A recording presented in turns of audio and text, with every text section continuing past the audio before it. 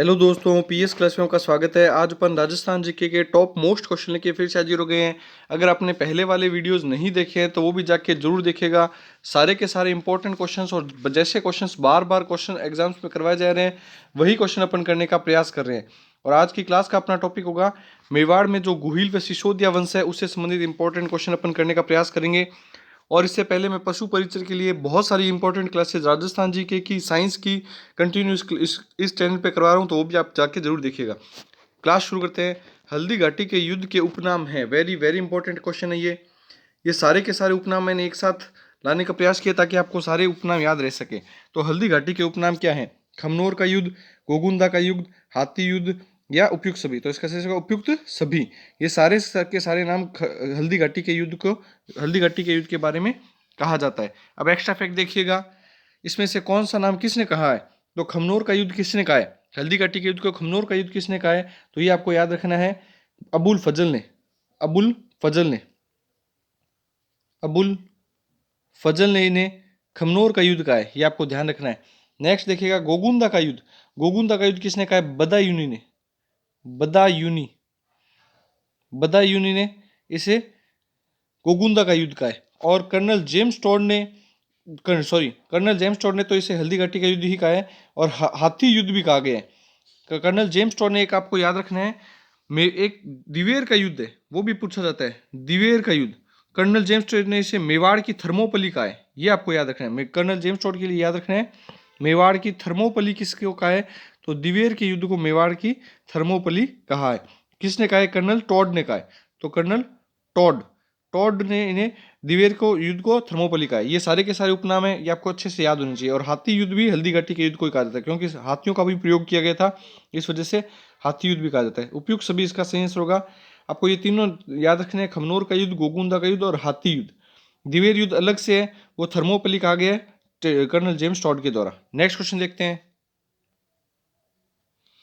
प्रताप की सेना का पठान सेना नायक था। वेरी वेरी इंपॉर्टेंट लगा लीजिएगा, बहुत इंपॉर्टेंट क्वेश्चन है। प्रताप की सेना का पठान सेना नायक कौन था? मित्र खां, जलाल खां, शेर खां या हाकिम खां? तो इसका सही आंसर क्या होगा? इसका सही आंसर होगा हाकिम खां सूरी। हाकिम खां सूर। वैसे तो सूरी नहीं बोला जाता है, हाकिम खां सूर बोला जाता है, जो कि प्रताप की सेना का पठान सेना नायक था। अब एक्स्ट्रा फैक्ट देखिएगा। अब अपन कुछ इंपॉर्टेंट फैक्ट देखेंगे। इसका सही आंसर तो गया हाकिम खां, जो कि पठान सेना नायक थे। उसके साथ साथ में प्रताप की सेना में अन्य कई पूछे जाते हैं नाम कि और कौन कौन सम्मिलित थे, उनके ऊपर इंपॉर्टेंट नाम देखने का प्रयास करेंगे। एक आपको याद रखना है, सादड़ी के झाला बिद्दा थे, ये बार बार पूछा जाता है। झाला बिद्दा ये इनकी सेना में थे। उसके अलावा एक झाला मान ये भी इनकी सेना में थे, ये भी आपको याद रखना है। एक भील नेता थे, पुंजा भील, बहुत बार पूछा जा चुका है। पुंजा भील वो भी इन्हीं की सेना में थे। और एक आपको याद रखना है, हाकिम खां सूरी जो थे, ये हाकिम खां सूरी या हाकिम खां सूर, ये हर्रावल सेना के भाग थे। जो सबसे आगे भाग होता है नेतृत्व करने वाला, युद्ध में सबसे आगे जो भाग सेना पाई जाती है उसको बोला जाता है हर्रावल सेना। उस सेना का नेतृत्व कौन करते थे? तो हाकिम खां सूर थे। आई होप जो भी अपन ने एक्स्ट्रा फैक्ट देखे आपको अच्छे लगे होंगे। नेक्स्ट क्वेश्चन देखते हैं। मेवाड़ के महाराणा प्रताप के विरुद्ध अंतिम मुगल आक्रमण का नेतृत्व किसने किया? मेवाड़ के महाराणा प्रताप के विरुद्ध अंतिम मुगल आक्रमण का नेतृत्व किसने किया? भगवंत खां, अब्दुल रहीम खान खाना, शहबाज खां या जगन्नाथ कच्छावा? तो इसका सही आंसर क्या होगा? इसका सही आंसर होगा जगन्नाथ कच्छावा के द्वारा अंतिम बार आक्रमण का नेतृत्व किया गया। कब किया गया अंतिम अभियान? ये आप याद रख सकते हैं 1584-85 में। 1584 और 85 ईस्वी के अंदर यह किया गया, तो ये आपको ध्यान रखना है। उसके अलावा काफ़ी बार भेजा गया था मुगल अभियान, मुगल के द्वारा आक्रमण करने के लिए काफ़ी बार भेजा गया था। वो मान सिंह, भगवंत दास, अकबर, शाहबाज खां, अब्दुल रहीम खान खाना, जगन्नाथ कच्छावा, इस प्रकार से इनका क्रम है। और शाहबाज खां को आप याद रखिएगा 3 बार भेजा गया था। शाहबाज खां को 3 बार आक्रमण करने के लिए भेजा गया था। नेक्स्ट क्वेश्चन देखते हैं। महाराणा प्रताप का दरबारी पंडित कौन था? वेरी वेरी इंपॉर्टेंट क्वेश्चन है, ये भी स्टार लगा लीजिए, ये क्वेश्चन भी पूछा जा चुका है। महाराणा प्रताप का दरबारी पंडित कौन था? रामचरण, चंद्रमौली, चंद्रधर या चक्रपाणी मिश्र? तो इसका सही होगा चक्रपाणि मिश्र जो कि महाराणा प्रताप के दरबारी कवि थे, पंडित थे, सॉरी, महाराणा प्रताप के दरबारी पंडित कौन थे? चक्रपाणि मिश्र। तो इनकी एक महत्वपूर्ण रचना भी आपको याद रखनी है चक्रपाणि मिश्र की, मुहूर्तमाला। मुहूर्तमाला आपको याद रखनी है, इनकी महत्वपूर्ण रचना है जो कि पूछी जा चुकी है। मुहूर्तमाला जो कि चक्रपाणि मिश्र द्वारा लिखी गई महत्वपूर्ण रचनाओं में सम्मिलित है। उसके अलावा इनके और विश्व वल्लभ, एक रचना इनकी विश्व वल्लभ, वो भी पूछी जा चुकी है। विश्व वल्लभ ये भी इन्हीं की रचना है। इसके साथ साथ में राज्याभिषेक पद्धति, मुहूर्तमाला, विश्व वल्लभ, व्यवहारादर्श, ये इनकी रचना है। किनकी रचना है? चक्रपाणि मिश्र की रचना है। नेक्स्ट प्रश्न देखते हैं। हल्दी घाटी युद्ध के दौरान युद्ध की विस्तृत जानकारी अब्दुल कादिर बदायूनी के किस ग्रंथ में होती है? सॉरी, हल्दी घाटी के युद्ध की विस्तृत जानकारी अब्दुल कादिर बदायूनी के किस ग्रंथ में होती है? इसमें कौन से हल्दी घाटी के युद्ध के बारे में अब्दुल कादिर बदायूनी ने, आपको पता होगा हल्दी घाटी के युद्ध को क्या कहा था? गोगुंदा का युद्ध कहा था। तो उस युद्ध की जानकारी उसके किस पुस्तक के अंदर विस्तृत रूप से आपको देखने को मिलती है? तो बताइए। तबकात अकबरी, तजीकरात उल वाकियाल, तजीका राज उल वाकियाल, मुंतखाब उत त्वारिख या आईने अकबरी। तो इसका सेंस होगा मुंतखाब उत त्वारिख में अब्दुल कादिर बदायूनी द्वारा हल्दी घाटी के युद्ध का विस्तृत वर्णन किया गया है। अब एक्स्ट्रा फैक्ट देखते हैं। अब देखिएगा कि हल्दी घाटी का युद्ध कब हुआ, यह भी बहुत बार पूछा जा चुका है। हल्दी घाटी का युद्ध आप सभी को ध्यान रखना है 18 जून 1576 को हल्दी घाटी का युद्ध हुआ था।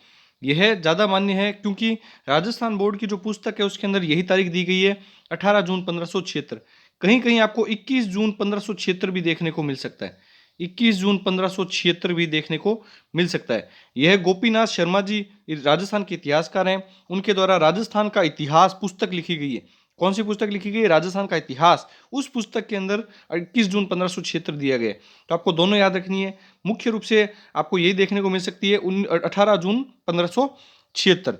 उसके बाद में और एक्स्ट्रा फैक्ट देखिएगा कि हल्दी घाटी का युद्ध कहाँ पे हुआ था? तो हल्दी घाटी का युद्ध खमनोर गांव में हुआ था। कहाँ पे हुआ था? खमनोर गांव। कौन से गांव में? खमनोर गांव में हुआ था। खमनोर गांव कहाँ पे पड़ता है? तो ये आपको याद रखना है राजसमंद में। खमनोर गांव राजसमंद जिले में पड़ता है। और उसके साथ में ये भी ध्यान रखना कौन सी नदी के किनारे हुआ था? तो आपको याद रखना है बनास नदी के किनारे। खमनोर गांव में भी बनास नदी के किनारे यह युद्ध हुआ था। ये सारे के सारे बहुत इंपॉर्टेंट फैक्ट हैं और बार बार एग्जाम्स में पूछे जा चुके हैं और आपको एक साथ एक ही जगह बताए जा रहे हैं। और एक्स्ट्रा फैक्ट ध्यान रखिएगा कि मुंतखाब उत त्वारीख जो पुस्तक किसके द्वारा लिखी गई? बदायूनी के द्वारा। ये आपको ध्यान रखना है कि बदायूनी एकमात्र इतिहासकार थे जो हल्दी घाटी के युद्ध के अंदर उपस्थित थे। तो ये बहुत ज़्यादा इंपॉर्टेंट पुस्तक हो जाती है उनके द्वारा लिखी गई, क्योंकि ये एकमात्र ऐसे इतिहासकार थे जो उस युद्ध के दौरान उपस्थित थे। नेक्स्ट क्वेश्चन देखिएगा।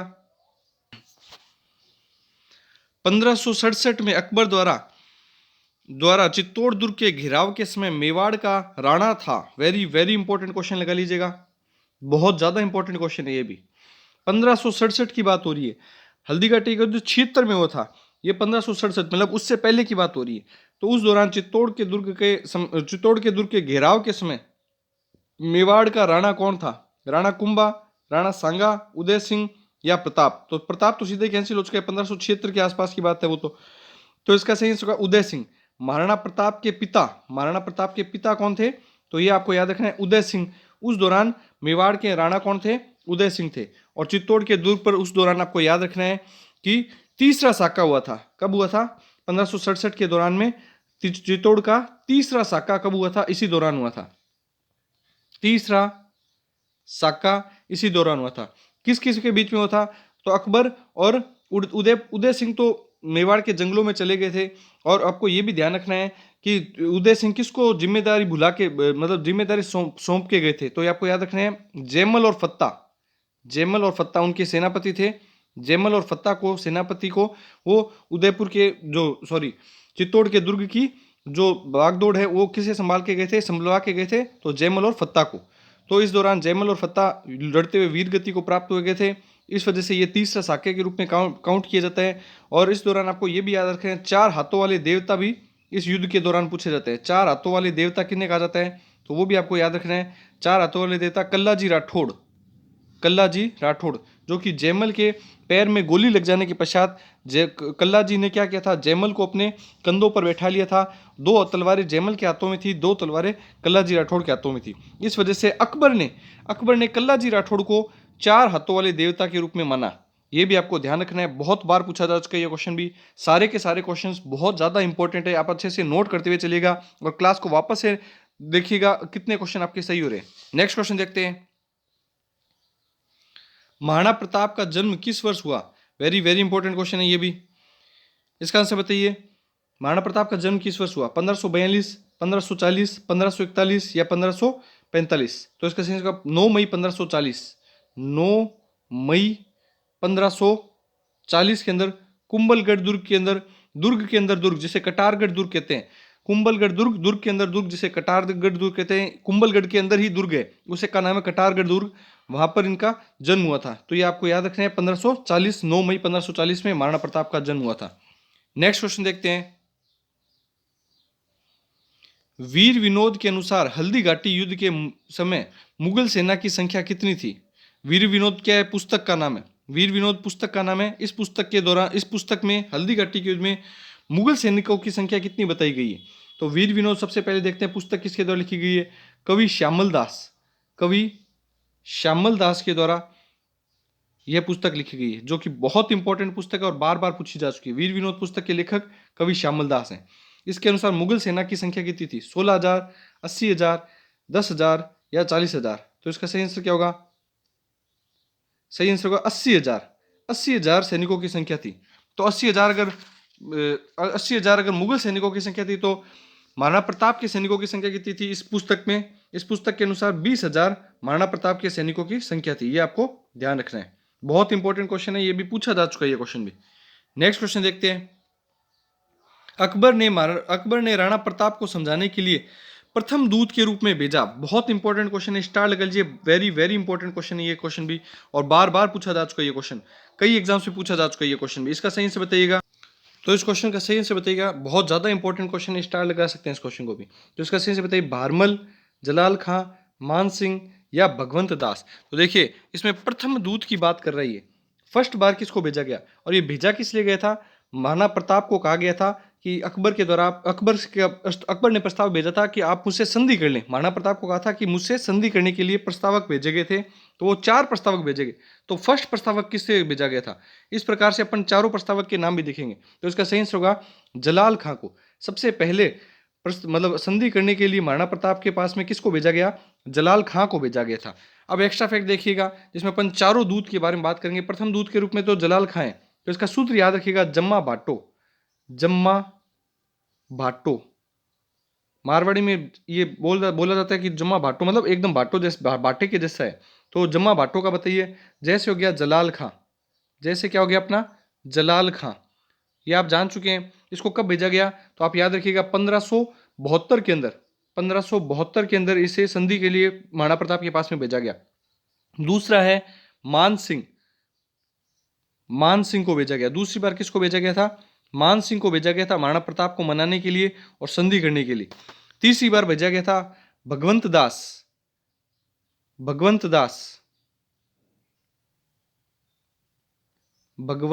को, और चौथी बार भेजा गया था, ये आप याद रख सकते हैं, टोडरमल को। अंतिम बार किसको भेजा गया? टोडरमल को। तो ये भी पूछा जा सकता है, टोडरमल को भेजा गया था। ये भी पूछा जा सकता है कि अंतिम प्रयास किसके द्वारा किया गया? तो टोडरमल के द्वारा किया गया। इन सबको भेजा गया था 1573 में, ये आप याद रखिएगा।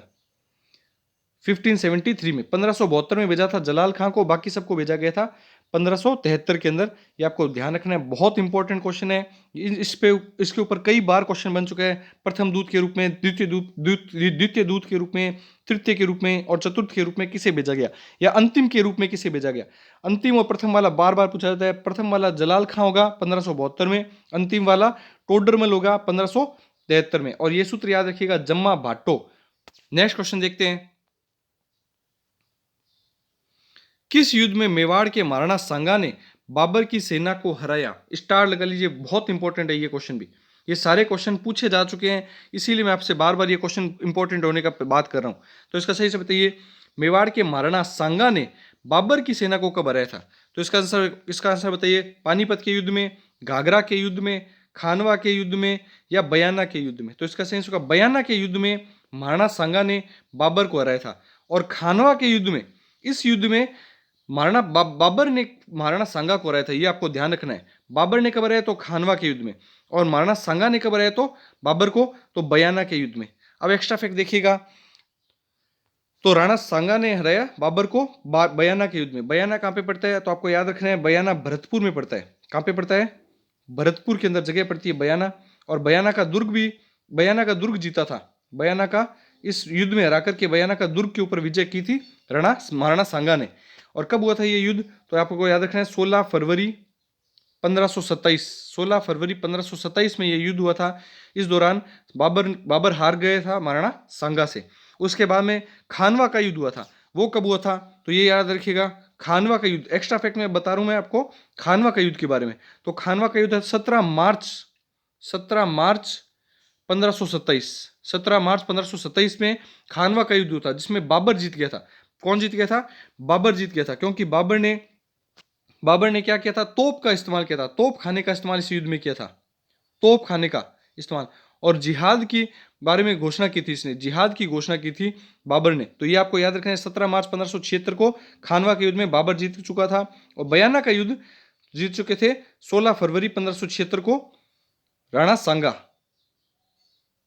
1527 को महाराणा सांगा जीत चुके थे ये वाला युद्ध। और ये युद्ध हारने के पीछे, महाराणा सांगा का खानवा का युद्ध हारने के पीछे सबसे मुख्य कारण यही था कि सेना को ज्यादा समय नहीं मिल पाया था। 17 मार्च 1527, देखिए फरवरी से मार्च लगभग 1 माह का समय मिला था, और 1 माह से भी कम समय मिला था। इस वजह से महाराणा सांगा की सेना हार चुकी थी। आई होप जो भी अपन ने क्वेश्चन किए हैं आपको अच्छे लगे होंगे। वीडियो को ज़्यादा से ज़्यादा दोस्तों में, स्टडी ग्रुप में शेयर कीजिए। चैनल को लाइक, शेयर और सब्सक्राइब कीजिए। और आपको क्लास कैसी लगी यह भी कमेंट करके जरूर बताइएगा। Thank you.